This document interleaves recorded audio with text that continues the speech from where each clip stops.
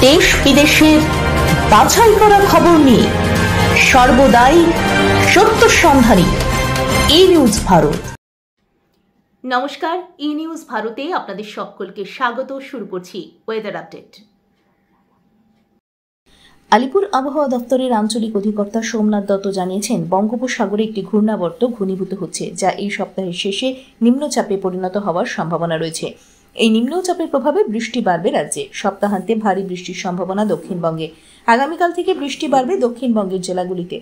উপকূল লাগোয়া এবং পূর্ব দিকের জেলাগুলিতে বৃষ্টির পরিমাণ বেশি থাকবে। শনিবার ও রবিবার দক্ষিণবঙ্গ জুড়ে বৃষ্টির পূর্বাভাস দিয়েছে আবহাওয়া দপ্তর।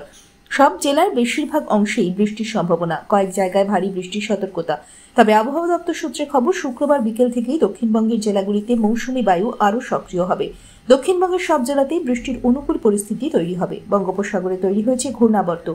শুক্রবারের মধ্যেই সেই ঘূর্ণাবর্ত নিম্নচাপে পরিণত হওয়ার সম্ভাবনা প্রবল।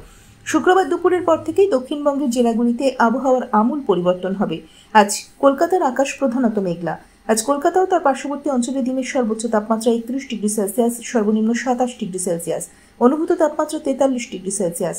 বাতাসে আপেক্ষিক আর্দ্রতার পরিমাণ 75%। আজকের বৃষ্টিপাতের পরিমাণ 2.3 মিলিমিটার। ব্যুরো রিপোর্ট, ই নিউজ ভারত।